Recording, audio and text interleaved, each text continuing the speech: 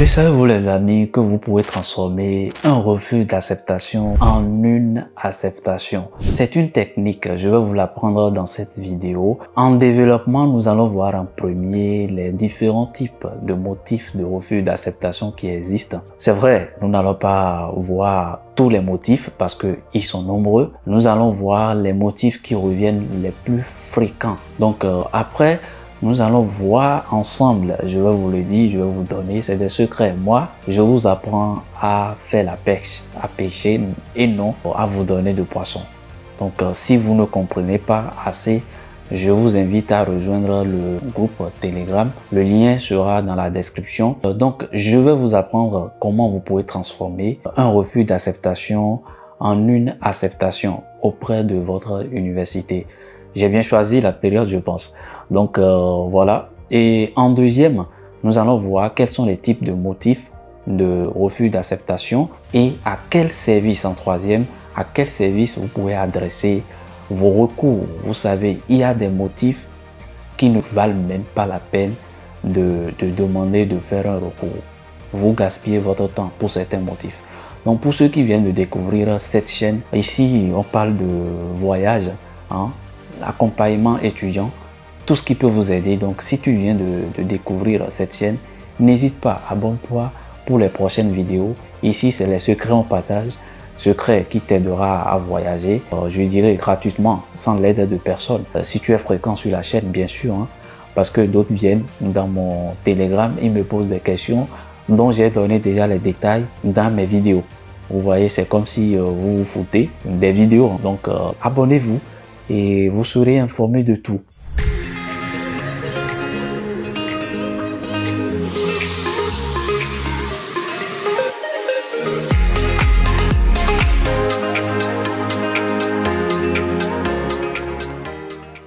Voilà comment transformer une réponse négative en une réponse positive. C'est le but de cette vidéo. Quand vous recevrez très généralement un mail, ça peut être un mail ou parfois vous ne recevez même pas de notification. Même pas de notification. Vous irez dans votre pastel, vous verrez les établissements, là où c'est dit les établissements analysent votre candidature. Vous verrez, il y a un grand tableau en bas, complètement en bas. Vous verrez les 7 choix que vous avez effectués ou les 3 choix sont dedans avec soit c'est accepté ou non. Donc, quand vous recevrez parfois les mails de notification que vous avez une réponse venant d'un établissement, directement, ou parfois d'autres paniquent, je sais ce que ça fait boum boum au cœur. Donc, la réponse peut être le vert, ce qui est derrière moi là, vous voyez, non? Donc, ça peut être le vert ou tout simplement un rouge. Si c'est le vert, on est content, on est joyeux, bon, on se prépare, voilà. Je vous ferai une vidéo si c'est le vert. Mais de façon générale, je vous le répète, il n'y a pas cet étudiant qui dira qu'il n'a jamais eu de refus. Donc, il s'agit des refus. Cette vidéo, c'est pour vous, hein, toi qui me regarde. Si tu as des refus, n'hésite pas, mets le motif dans la description. Je pourrais t'aider ou tu m'écris sur Telegram. Je pourrais voir ce que je peux te faire. Très souvent, quand vous avez une réponse, je veux dire, les réponses, ça peut être négative ou positive. Hein. Dans le cas où c'est négatif, c'est accompagné d'un motif. Parce que je le dis, hein, il y a des refus qui n'ont pas du tout de motif. Hein. Ça, je vous le dis, hein, il y a des refus qui n'ont pas du tout accompagné de motifs. Hein, parce que vous n'allez pas aller convoquer quelqu'un. Donc déjà, je vous rappelle, hein, si vous avez un refus et vous faites un recours, ne vous attendez forcément pas à une réponse favorable. Hein, je vous le répète. Parce que déjà, si on vous donne l'acceptation là, dans cette condition là, présent, c'est une faveur et non un mérite. Bref, quand vous recevez une réponse d'un établissement et que c'est négatif, vous savez, la première des choses à faire, c'est de voir le motif. Ne vous agitez surtout pas. C'est de voir le motif. Si c'est dit que vous ne disposez pas les prérequis, on vous dit généralement, nous avons le regret de vous annoncer que votre candidature n'a pas été retenue. Avec pour motif, il donne très souvent le motif. Je vais vous donner quelques cas où ce n'est pas toujours accompagné de motif. Donc, quand on vous le dit comme ça, et le motif, très souvent, on le dit que vous ne disposez pas les prérequis nécessaires pour intégrer cette formation. Vous comprenez ça? Vous savez, la première des choses à faire, les amis, je vous le dis très sincèrement. Vous ne l'avez pas fait dans le passé parce que je sais, très souvent, Si vous n'êtes pas capable de faire le dossier vous-même, mais sollicitez d'aide. Tout simplement, d'autres choisissent des formations sans consulter même les critères d'éligibilité. C'est les conséquences. Donc, si c'est dit comme ça, que vous ne possédez pas les prérequis nécessaires pour intégrer la formation, faites un tour sur le site de la formation. C'est la première des choses à faire. Vous faites un tour sur le site de la formation, vous consultez. Allez-y parce que vous savez, pour contester les décisions, il faut avoir des arguments. Je vous le dis, très sincèrement. Donc, allez sur le site de la formation, allez au niveau des critères d'éligibilité, allez voir les prérequis. Si éventuellement, vous ne remplissez pas les conditions, si par exemple, dans les exigences, on dit que ceux qui ont 14 de moyenne, cette formation est réservée à ceux qui ont des 14 de moyenne dans la mathématique par exemple. C'est un exemple que je donne. Tu vois, si on dit ça, vous devez être en mesure, quand vous n'avez pas constaté, vous ne l'avez pas constaté et que vous avez fait fortuitement le choix, c'est la technique par laquelle vous pouvez transformer un refus en une acceptation. Moi, je l'ai toujours fait et j'en ai fait à mes étudiants, à ceux qui me sollicitent pour ça, et ça a souvent donné. Je dis c'est une faveur, ce n'est pas un mérite. Donc, allez sur le site, allez voir au niveau des prérequis. Si vous voyez que vous remplissez normalement les prérequis, je veux dire, si par exemple les prérequis, on vous dit, vous devez avoir des connaissances dans macroéconomie, dans microéconomie, ou bien vous devez avoir telle moyenne ou telle moyenne, vous savez, et que vous disposez cette moyenne-là, donc vous revenez. La première des choses, c'est de consulter, c'est d'aller sur les sites. Vous avez fini de consulter, vous êtes convaincu que vous remplissez normalement les prérequis. Maintenant, vous revenez, vous faites une lettre et je vais vous dire à quel service très souvent vous devez adresser. N'envoyez souvent pas les lettres à des services qui vous ont indiqué dans les motifs de refus où on vous dit vous pouvez contester la décision devant le tribunal de l'université, de la ville de l'université. C'est une fausse histoire.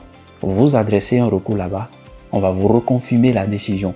Toujours, on vous reconfirmera la décision que vous êtes rejeté. Ça peut prendre plus que 3 mois parfois. Donc, ce que moi, je vous invite à faire, les amis, quand vous recevrez une réponse négative, directement, regardez le motif. Si le motif vous dit, par exemple, vous ne disposez pas les prérequis ou niveau général insuffisant au regard des autres candidatures, c'est là, vous êtes dans de foufou. Vous ne comprenez pas vraiment la moyenne qui est exigée là-bas, qui est fixée pour les autres candidats.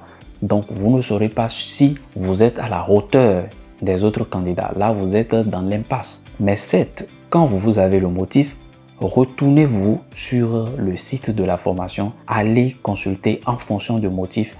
Allez consulter ce qu'on vous dit. Vous comprenez ce que je dis? Donc, si vous remplissez naturellement les conditions, allez, vous faites une lettre dans laquelle vous expliquez normalement les moyennes que vous avez dans les matières fondamentales que eux, ils ont exigées. Vous donnez, et je vous dis, n'écrivez pas une lettre de 8000 caractères, de 8000 mots. Ça ne sert à rien. Ils ne liront pas parce qu'ils n'ont pas de temps. Vous voyez ce que j'ai dit? Ils n'ont pas de temps.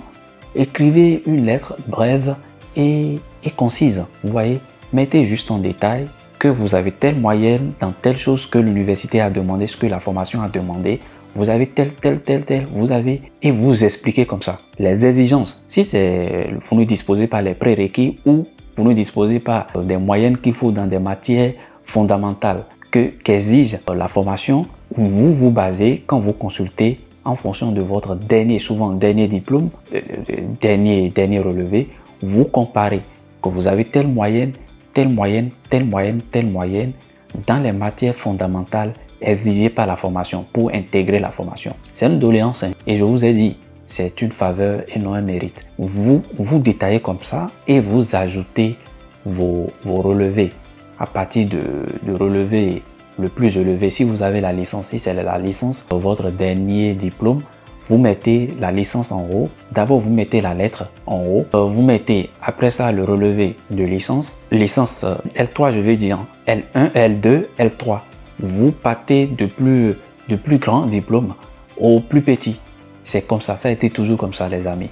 Donc, vous faites comme ça et après, vous repartez toujours sur le site. Et maintenant, vous repartez vraiment sur l'université. Si on vous a dit vous ne disposez pas des prérequis nécessaires et que vous avez consulté bien évidemment que vous les disposez au moins peut-être à 90% ou à 95%, vous irez au niveau de, je vais vous dire ça, de service des relations internationales. Ça, je vous le donne, c'est un secret. Il y a 3 services en général pour qui vous pouvez adresser, vous pouvez faire un recours. Si vous faites ça devant le tribunal, ils vont vous reconfirmer les amis. Ou bien si vous adressez ça aux relations de Nantes qui traitent les rejets d'admission, ils vont vous les reconfirmer. C'est clair les amis.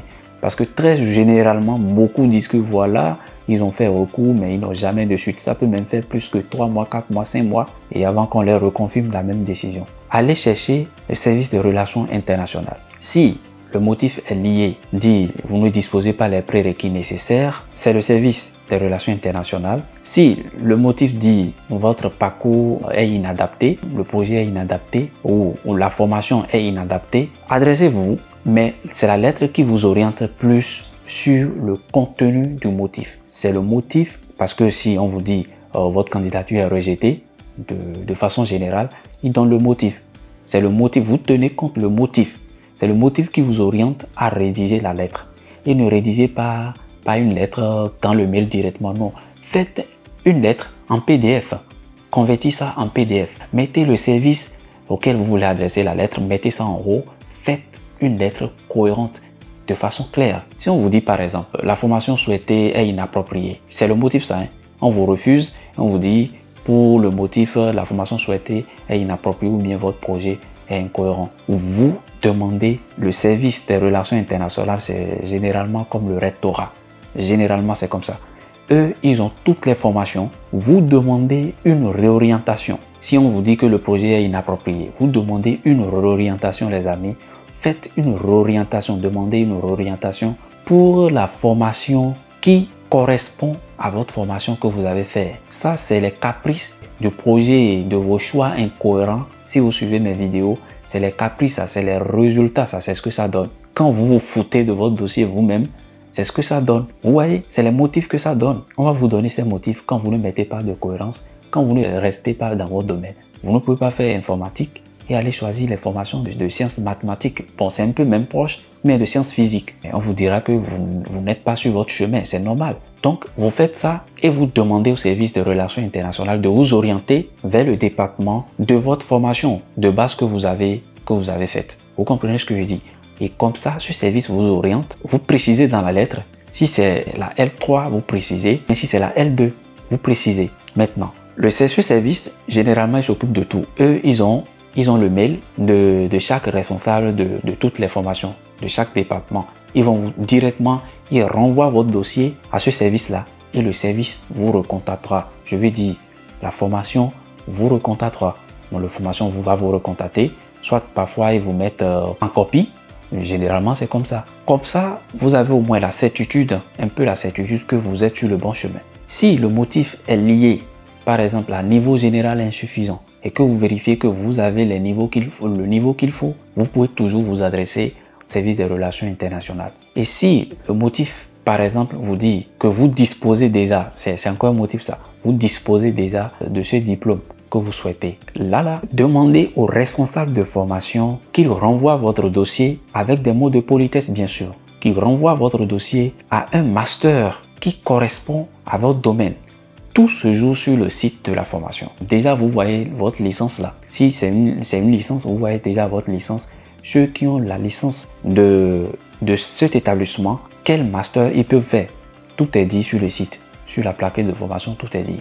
Je vous ai dit ça. Poursuite d'études, ils vous diront. Donc, allez demander au responsable, faites la lettre et demandez au responsable de la formation qui vous a refusé là, de reconduire votre dossier au responsable de master, de niveau supérieur, parce qu'ils vous ont jugé que vous disposez déjà les compétences nécessaires, vous avez déjà le niveau qu'il faut, donc vous ne pouvez plus refaire cette même formation. Renvoyez ça, demandez ça, il ou elle va renvoyer votre dossier à votre responsable de formation. Si il y a des motifs de refus qui n'ont même pas de motif, là les amis, ça ne vaut même pas la peine de faire un recours. C'est une perte de temps.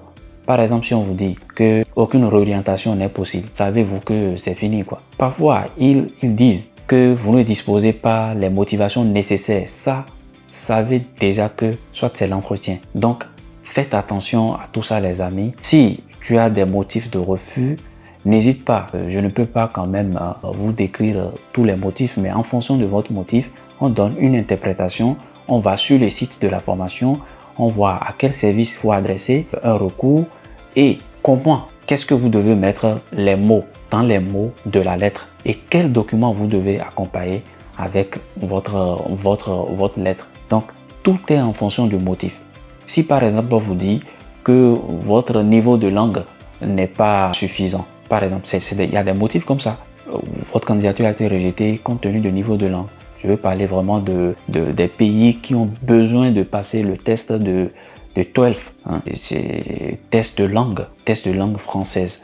Donc vous voyez, là, vous pouvez peut-être passer ou bien vous l'avez et que vous avez oublié de mettre dans votre dossier. Et y compris même, il y a même des formations. Moi j'ai vu pour des étudiants, mes étudiants cette année, il y a des formations qui exigent les attestations de stage. Si vous ne mettez pas les attestations de stage dans votre dossier et que vous avez validé ça comme ça, si Campus France envoie votre dossier à ces établissements, ils vont vous refuser que vous ne disposez pas des prérequis, ce qu'ils veulent là, que vous ne disposez pas ça pour intégrer. Ou bien vous avez ces attestations, hein, mais vous avez oublié de les mettre dedans. Là, vous faites un recours, vous mettez les attestations de stage, vous les envoyez, ils vont revoir la décision, ils peuvent vous donner une acceptation les amis. Donc si tu es là, si tu as refus d'acceptation, n'hésite pas, mets ça en commentaire ou écris-moi sur Telegram, mais de grâce, abonne-toi et pour les prochaines vidéos, parce que tu auras d'autres vidéos qui vont beaucoup plus t'enseigner sur comment réussir toujours tout seul ton projet. Les amis, en vous souhaitant très bonne suite, bonne poursuite dans vos projets, je vous souhaite beaucoup de courage. N'hésite pas, mets en commentaire si tu as déjà une acceptation ou c'est une réponse négative, c'est pas la fin du monde. Hein. Donc, ce que tu dois faire après ton refus, c'est ça je viens de te dire dans ma vidéo. Donc à la prochaine vidéo, ciao.